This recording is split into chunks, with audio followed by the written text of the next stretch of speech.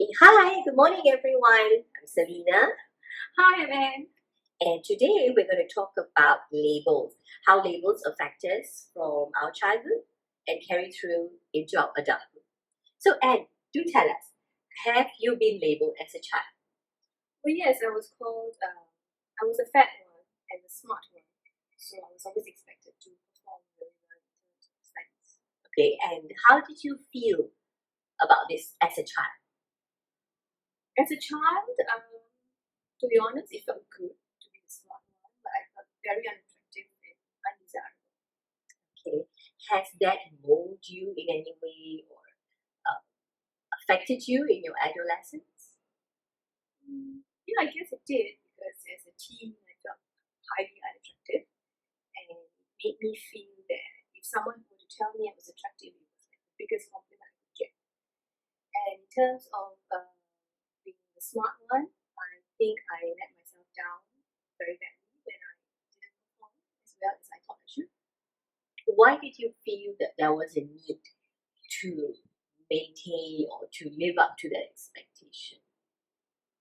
I guess I thought it defined who I was, and if I didn't meet that expectation, then right,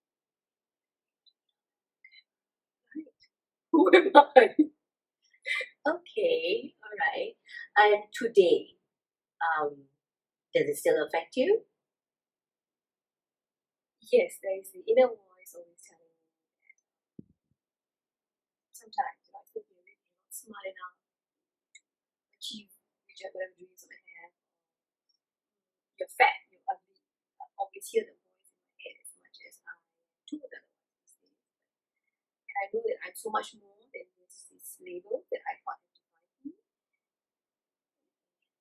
Today, you're a mom and you bring up a very intelligent little boy.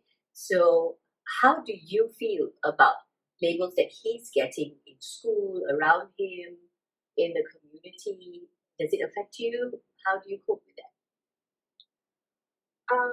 As a mom, I try very hard not to use terms that I feel which might label him. I try not to say, hey, you are smart. I mean, I tell him that was a smart thing to do, rather than you are smart or doing something that is smart. Yeah.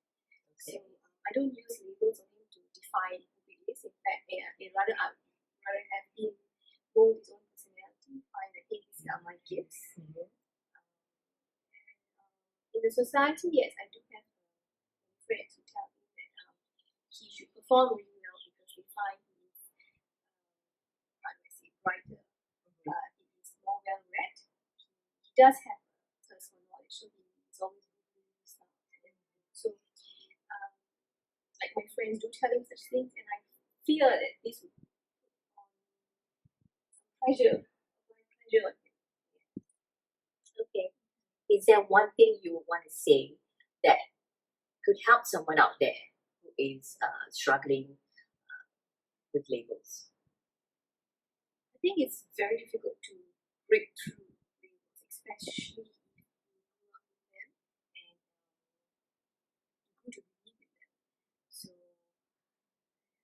the first step would be to realize that these are just labels and they don't define who you are.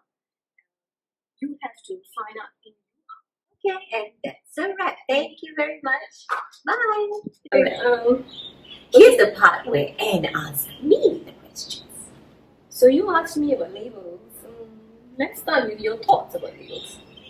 Okay, I feel that generally every one of us carries a label, be it a positive or a negative one, and there's really no way around it. It's just how our mindset would be put to handle the label and how much it really affects us. I'm talking to you, don't look outside the window. This is my better side. I need to sit there next time. This is Oh my god, I'm not seriously talking. She's looking outside the window like, are you kidding me? I would feel like this is my better side.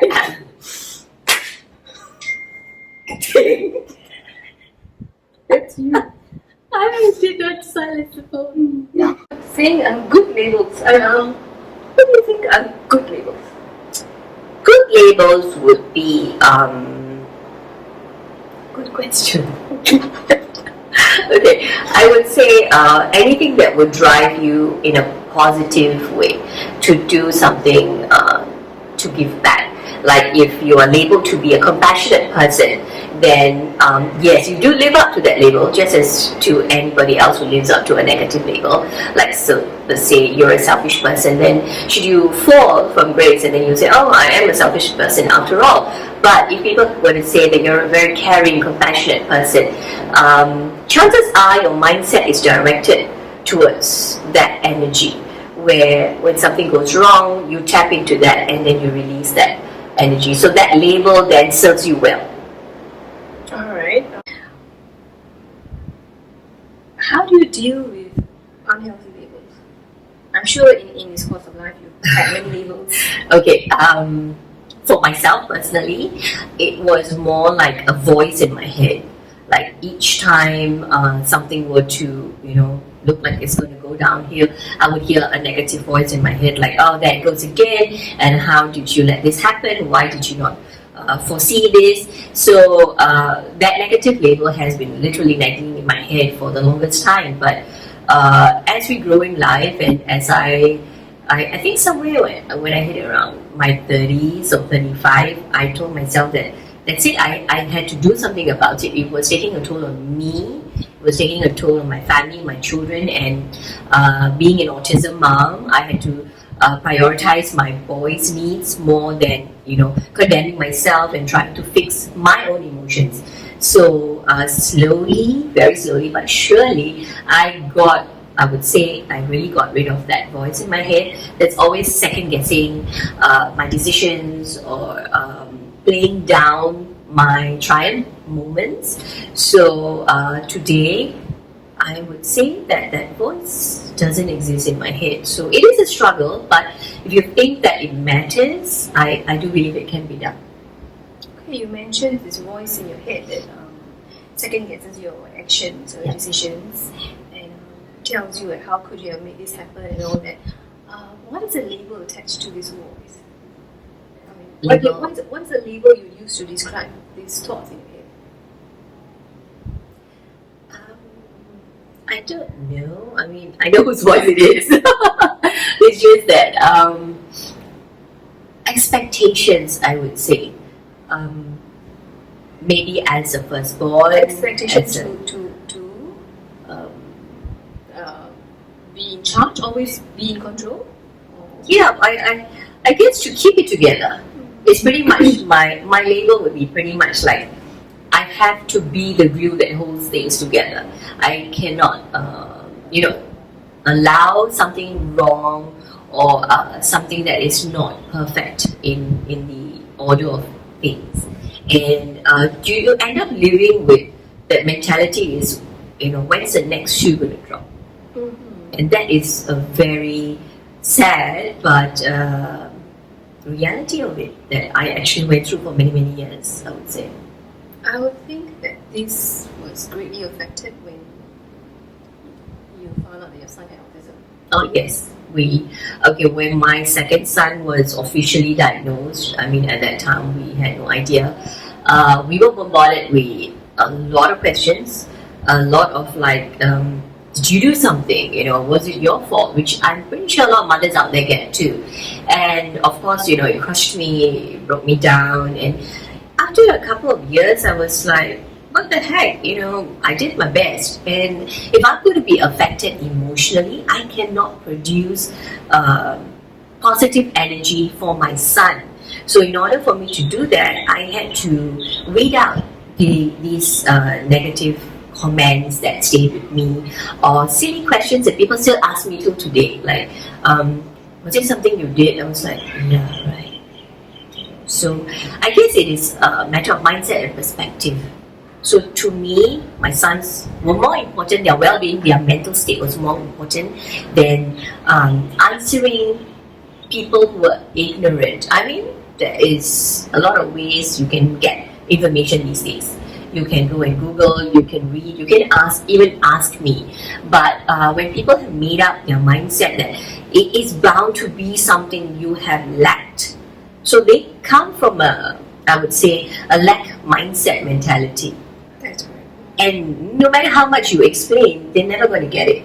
So the best is, for my sanity's sake, I did a little bit of explaining and then I said, well, we have to agree to disagree. So did you take any particular steps to read out this commentary? I would catch myself, sometimes when something would go wrong and I may say something in that voice, it comes out of me like, how could you do that? And then I catch myself immediately and say, no, that's the voice in my head talking. That's not who I want to be. That's not the kind of mother I want to be. So then I recorrect myself. I kind of backtrack a little bit. So I went through that for quite a period of time, and then I started realizing that I was able to catch that voice before it came out, before that scene actually took place. So it did get better with time. Alright, so if you could say one thing to a mom struggling with your kind of situation where she's perhaps a perfectionist and then she discovers her child has autism, what would you tell her? How to overcome that perfectionist? Okay.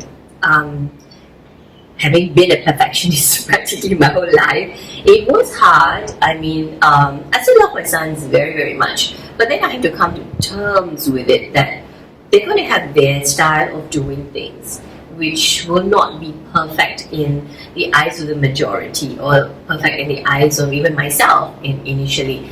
But I have to learn to respect. So I guess with respect comes understanding.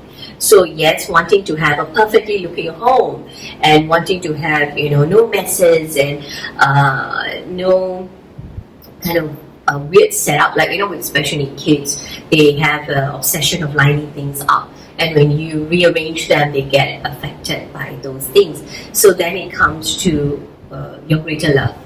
Your love for organized things in these spaces versus your love for your child. So I would encourage, mothers out there to just be and to enjoy your child and his childhood, whichever form or, way it comes in. So you will find eventually it's way more rewarding to have that little laughter with your kid in a messy home than to have a perfect home, which I pretty much grew up in. The house was perfect, immaculate. It was, it was so beautiful, but There was a museum. yeah, but we had no childhood. It was so pretty. You could eat off the floors. It was that clean, but we were very stifled. We had expectations of maintaining that lifestyle, and the one who actually opened my eyes was my husband, and he lives a totally different lifestyle than me. And when we got married, he was like, hey, this is home, this is where we let be, and this is where we can actually take off our shoes and put our feet on the table. Yeah. So he told me when we had our firstborn that if I come home and the house is so clean, I worry. But if I come home and my house is a mess and my boy is smiling, I know that my kid is having a childhood. So that thought actually really woke me up. And that's the beginning of a lot of things that I learned along the